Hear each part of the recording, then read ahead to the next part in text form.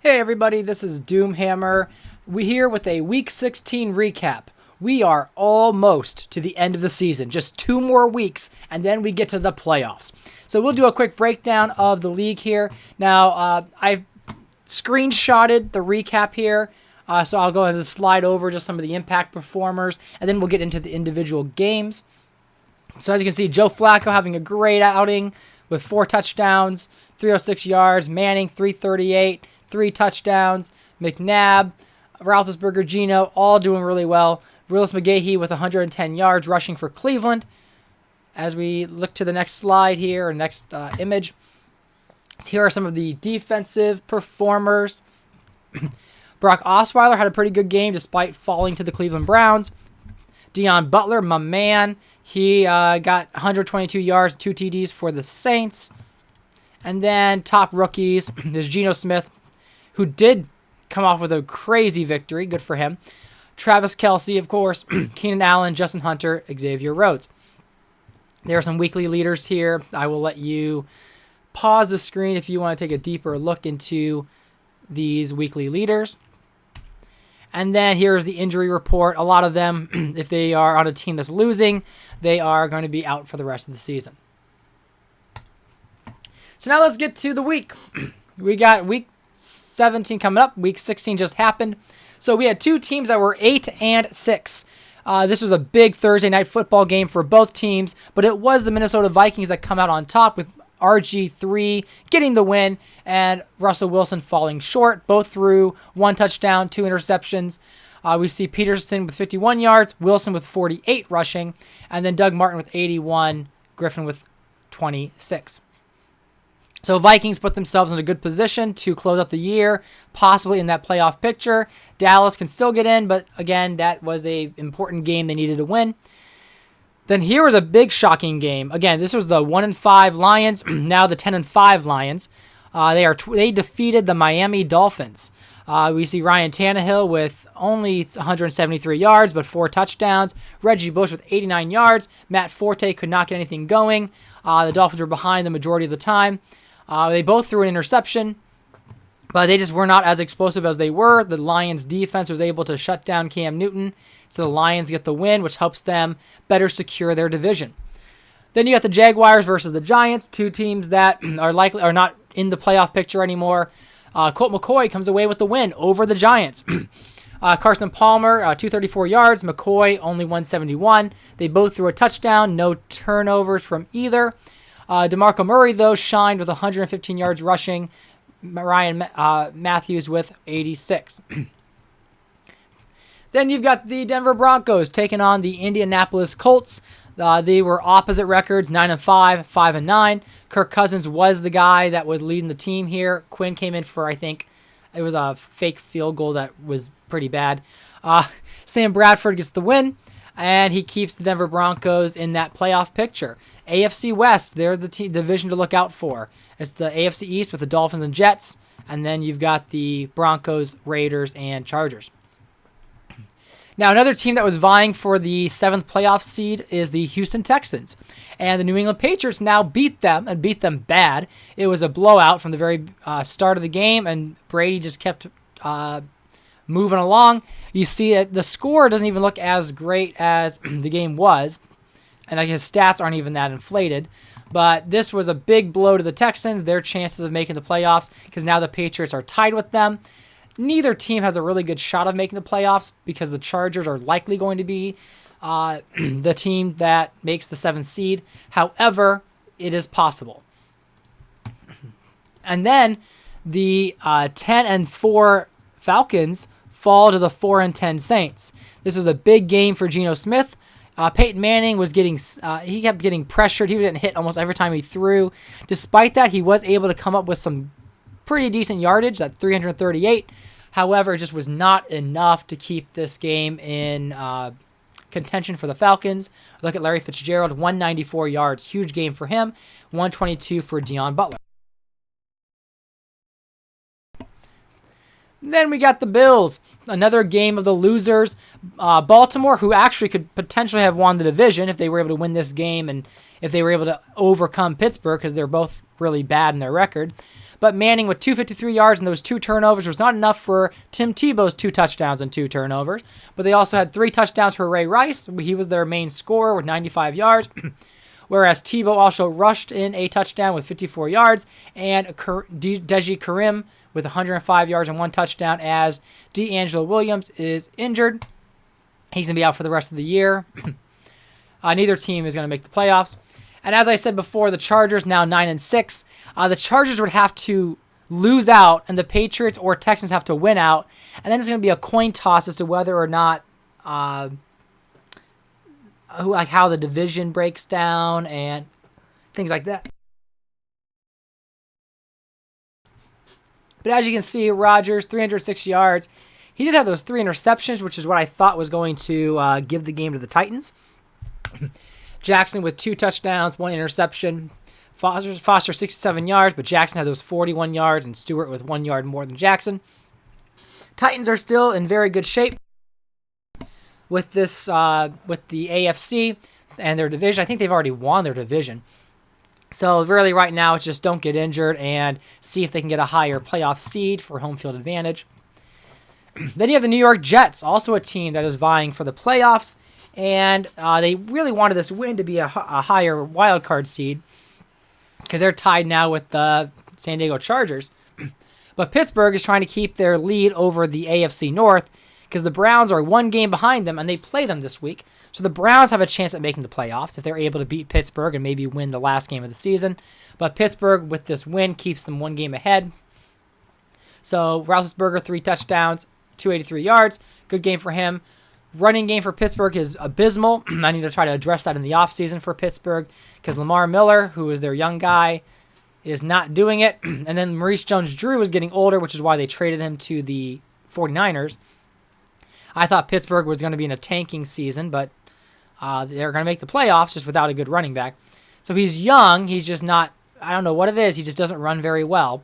And then Tomlinson is just very old, trying to use him maybe more in the playoffs if they get in. And then we've got the Rams getting their horns snipped by the Arizona Cardinals. 3 touchdowns, 260 yards for Dalton, and then 122 yards from Luck, and that's about it. So as we look at Mike Wallace, another big game for him, 138 yards. Whether Dalton's been doing well or Mike Wallace, who cares? Cardinals keep winning. They are ahead in the NFC West. Chiefs were able to come up with a shocking victory over the Oakland Raiders. Raiders leading their division, 10-5. Now tied with Denver. Actually, I have to see if they're still in the lead or if Denver has taken the lead. But Matt Ryan, 224 yards. Not able to get anything going on the ground. You see Sean Green. He got injured, so Vereen came in and nothing happened. Meanwhile, Richardson, 54 yards, 1 touchdown. Matt Castle, 224 yards, 2 touchdowns. Justin Hunter having a pretty solid rookie year. If you look at his season stats, he's almost at 1,000 yards receiving, 8 touchdowns. Really good season for him. Hartline with 10 and 981. Then you got Keyshawn Martin, and that's pretty much all they've really used. I think their tight ends has been Kyle Rudolph. How has he been doing this season? Mediocre. But using more of his receivers, which is good. And that's been Whedon. It's been who else? Kevin O'Connell, and then Matt Castle. But Castle getting a win here in some garbage games. Then it was a game of the losers between the Browns and the Bengals. Osweiler did get hurt, which is why Anderson came in for 1 play. I think Osweiler's fine, though. Yeah, just Anderson came in for that 1 little play. And then Murray and Marino only getting about 52 yards apiece. Willis McGahee, the old veteran, he was acquired this season in a trade, or maybe it was last season, but only 326 yards for him this year. Kind of a running back by committee there. Even Peyton Hillis gets some rushes too. But Pryor actually only ran for 8 yards. I mean, he normally runs for a lot more yards than that. But this was 106 yards for Roddy White, 117 for James Hardy. James Hardy is a pretty solid receiver, only 27 years old. He was with the Oakland Raiders with Matt Ryan, but ended up going to the Bengals to be their top receiver, and 1,300 yards already, 11 touchdowns. So he's had a pretty crazy season, despite being on the league's worst. Then we got the Commanders taking on the Eagles, and this was a very tough game. Either team could have won. You see 35 yards rushing from Vick and a touchdown. Ivory with a touchdown. But it was 384 yards and 3 touchdowns on Michael Vick. 174 for Deshaun Jackson. 102 for Ted Ginn. These receivers are just so freaking fast. 96 speed, 99 speed. These other ones are not as fast. But again, when you have these speedsters, a lot can go well for you. And that's what happened here. Because you can just chuck it down the field and get a touchdown almost any time. Then another smackdown from an away team. The Panthers just absolutely obliterate the Seahawks. No contest here. 4 touchdowns for Flacco, 306 yards.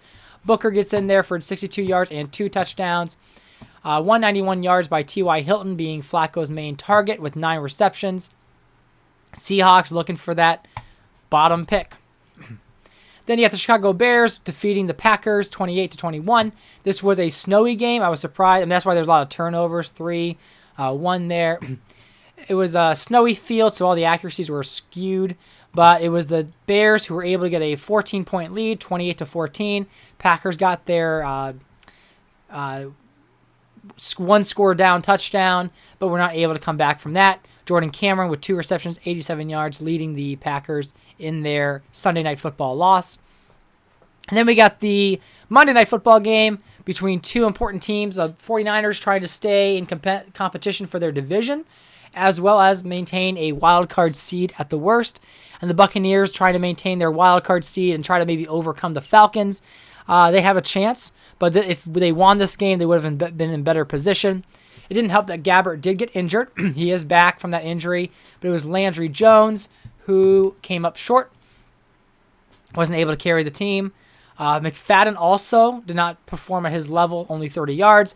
Josh Gordon was a main target for both Gabbert and Jones, but Drew Brees with only 117 yards was able to benefit from 181 yards rushing by Maurice Jones-Drew, and he's been having a pretty good season for the 49ers. Most of these, let's see, does he have per game? Yeah, these first 3 weeks I think were with Pittsburgh, and then he started becoming with the 49ers after that. It might have been, I don't remember how many weeks. But anyway, let's go ahead and get to the league leaders. I think that's over here in stats. We look at McNabb, Ryan, Brady, Roethlisberger, Manning. Manning now cracks the top 5 in passing leaders. Good for him. We see a few 3 quarterbacks and 40 touchdowns. We'll see if they're able to get, I don't think anyone's going to get 50 touchdowns this year. Brady's probably the closest if he's able to get like 4 and 4 touchdowns or 4 and 3 touchdowns these last 2 games. As for rushing, we see Reggie Bush overtake McFadden after that really bad 30-yard game this past week. We see Chris Johnson, Ryan Matthews, and Adrian Peterson rounding that off. Forte still way ahead of everyone with 20 rushing touchdowns this year. McFadden behind him with down by 5. Let's see, hold on. Who's the... Okay, quarterbacks are leading the fumbles. Then you got Mike Wallace back on top with receiving. Deshaun Jackson with his big game with against the Commanders comes back in the second. Then Julio Jones, Percy Harvin, Larry Fitzgerald, top 5 receiving leaders. We look at their touchdowns. It's Calvin Johnson, Deshaun Jackson, Wallace, Harvin, Jones. Go a little faster here through the tackles. You can take a pause or a look. J.J. Watt still leading the league in sacks. Insane sack leader there. Watt is just so tough. And they got Mingo with 8.5. He could very well be the rookie of the year. And I'm still surprised with that because he's not supposed to be that good. But here he is with Dallas having a great year. Interceptions, Ladarius Webb has been leading for many weeks. Then Smith, McKelvin, and Norman with 8. Kicking, if you care. I think, let's see, is anyone 100%? I can't sort. Yeah, I can't sort with any of these. Returns, I don't think. Oh, and it froze. Sorry, I had to reset the my franchise tool. So when we look at the standings, we see Miami and the Jets. Right now, Miami has pretty much clinched the playoffs, and they probably should be. Is between them and the Titans for the number 1 seed, most likely. I suppose Denver and Oakland, who have both clinched the playoffs, are just now fighting for home field advantage in the playoffs. And then you've got the competition in the division for the wild card between the Jets and the Chargers. And really, both of let's see. Yeah, both of them should be in. It's just that it's possible that the Patriots or the Texans can come back and take the division lead. And then in the NFC, it's much more competitive. Right now, let's see. I don't even know who is the number 1 seed. The Cardinals, allegedly. Are they number 1? Yeah, Cardinals are the number 1 seed in the league. Oops, going to standings. But there's a lot of competition. So Falcons 10-5, Bears and Lions 10-5, Eagles 10-5. When we look at the conference, there's a lot of teams there for the wild card. So right now you got the Bears right behind the Lions. You've got the Vikings behind as well, and then the 49ers. Tampa Bay might be outside looking in. Let's see, are they even? Oh, Tampa Bay is not in the playoff picture. So they've got a lot of work to do. I thought they were at least in the wild card. So as we see those divisions shape up, we'll see how the rest of the season goes. Nice to see the Dolphins and the Titans. They're at the top. Pittsburgh is. They're saying that they're in. Oh, they're in the hunt because they haven't clinched the playoffs, but they should be because of their division. Then you got the Jets and the Chargers. It'd be very difficult for either of them to lose a game in these last 2 weeks, and the Patriots have to win every game, or the Texans have to win every game. When we look at the rankings, we got Eagles, Giants, Falcons, Raiders, Bucks, top offenses. Seattle, Buffalo, Chiefs, Texans, Bears, bottom. And interesting with the Bears. I think so they're not having a good balance of rush and attack. If I go to the Bears, let's see, hold on, let me see real quick. 26th pass, 19th rush. Yeah, they're 28th offense there. And then we look at defense.